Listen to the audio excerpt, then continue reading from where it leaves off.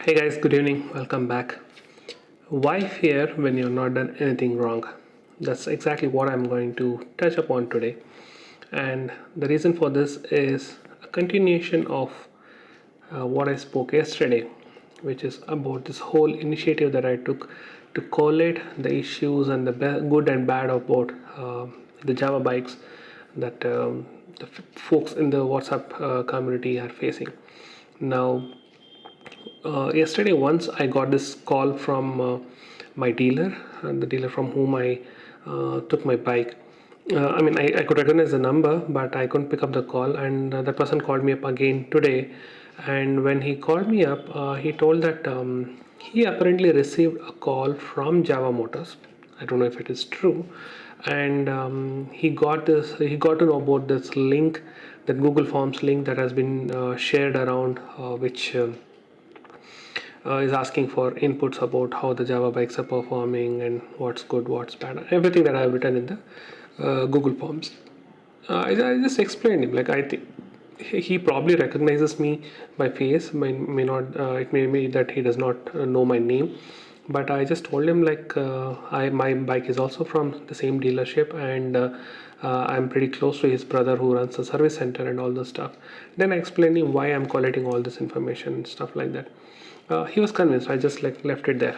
But the big picture is, like, I just told it to my friends over in the WhatsApp community, the Bangalore community, also mainly the admin guys, that I'd got this call and somehow it has reached the dealership instead of people filling it up. So now this is where the whole trust factor comes into picture. Now I initiated this thing so that we can collect all the good and the bad of the bike, summarize it, try to reach out to somebody senior and tell them this is the problem with the bike. Now the people who are owning these bikes, instead of, they can do three things: either talk good about the bike and ignore the bad, like probably what I will do, or probably highlight the bad about whatever they're facing because they want attention for it. In the worst of the case, just keep quiet. Don't fill up the form, just keep quiet. But what this fourth category of people are doing is that they're doing such, what you call it as, nasty things, wherein they're going and sharing it to dealerships and service centers and stuff like that. And this has happened in Bangalore. I kind of know who might have done it, or the people who might have done it, because again, I'm not ready to accept the fact that the link has reached the actual Java Motors, and from there somebody has called up the Bangalore dealership and he has figured out my number and all the stuff. Maybe somebody here in Bangalore who is a part of the Bangalore community itself has shared this link as well as my number, so that uh, the dealership can talk to me. They didn't have any wrong intent when they called me, but these guys who shared this link with the dealership, there was no need for it.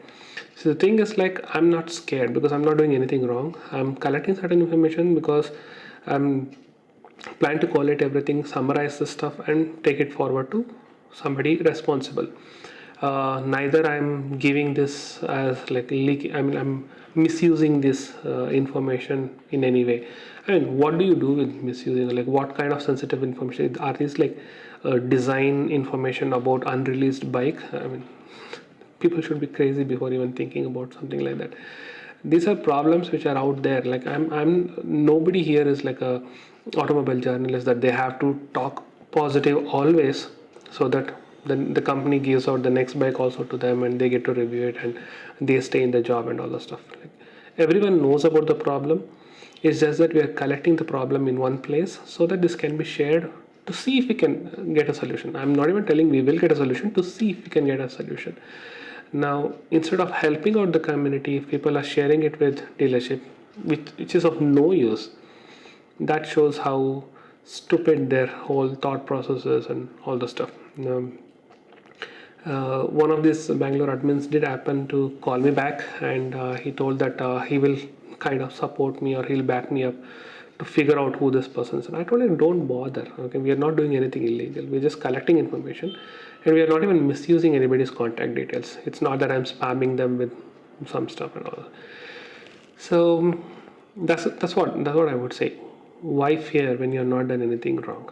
Okay, it's not that I'm overconfident or if that I'm very confident that I have my own backing and all the stuff, but I'm blissful. I'm planning to see if possible. I'll probably speak to this dealership guy.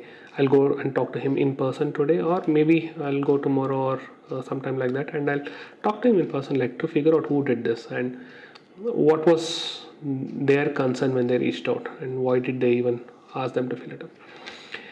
Anyway, that's what I mean. It's actually amusing. I like why people do such things. Anyway, that's a quick update about what I wanted to talk about today. I mean, something which happened today. Now, there was one point that I wanted to talk about yesterday. And maybe, I mean, I could have done it separately as one more video in the future, but I just realized that let me touch upon that point. So, as I told you yesterday, I started cycling again, and I just went for about like say 3 or 4 kilometers ride in my neighborhood itself. I didn't go too far, but compared to walking, cycling is so much different. Like when I do walk, I do about 3 or 4 kilometers of walk, and it's always on a flat ground, and it's always like a uniform pace, and it's like it's very uniform. That's the best word I think I could have used. But when it comes to cycling, it's so different. Like when it is flat, your cadence is different. When you're going uphill, your cadence is different. When you're going down, you literally don't have a cadence because cycle is moving by itself, and there is nothing to worry about when it comes to pedaling and keeping moving and all. Now just try it. I mean, while coming back, I was almost like about a kilometer away from my house, but I was going in the opposite direction. At that time, the road was slightly down, and I was not giving much of an effort when I was cycling.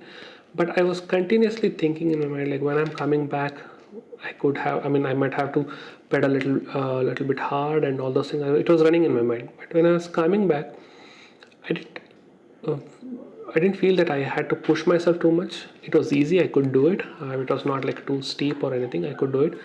But while doing that, it kept on running in my head. When you want to go up, you have to struggle so much. It's not easy. Sometimes you have to sit and pedal, sometimes you have to change the gear, sometimes you have to stand and pedal. And the struggle is real. Like, I mean, you just have to keep pushing yourself. Like, if you don't keep pedaling, you'll stop, and it's difficult to catch up from there. Okay, at times like you might have to just get off the cycle and push the cycle and go, which might not serve your purpose, but it's really difficult. When you're going up, it's the struggle is real, and that's what I wanted to emphasize. But when you're coming down, you don't have to do anything, you just literally fall down. Just try to relate this to what happens in the real life stuff, the careers and anything in life in general. If you really have to grow up, shine, become big, become successful, and all the stuff, you have to work hard. You have to struggle. You have to work hard. You need to have a goal where you have to reach. Otherwise, it's quite literally impossible to reach there. But if you miss something, or if somebody tries to push you, which is always a case and it's always a possibility, just imagine the speed in which you can come down. So always keep an eye on what direction you're going, what you need to do, how you need to control your stuff. There is always an aspect of applying brakes when you're coming down, but you need to know what is the direction and what's the pace in which you're coming down, and why you're coming down, and what are people doing to make sure that you come down. This example, what I told you earlier in this video, that is also one such example. I'm trying to do something, I'm struggling. Like, I mean, I have a million things to break my head about.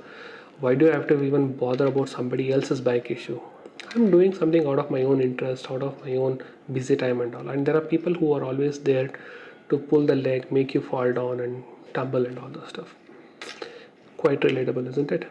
So that's exactly what I wanted to also talk about today, which maybe I thought that I'll do some other day, but it was so relatable that I brought it up today itself.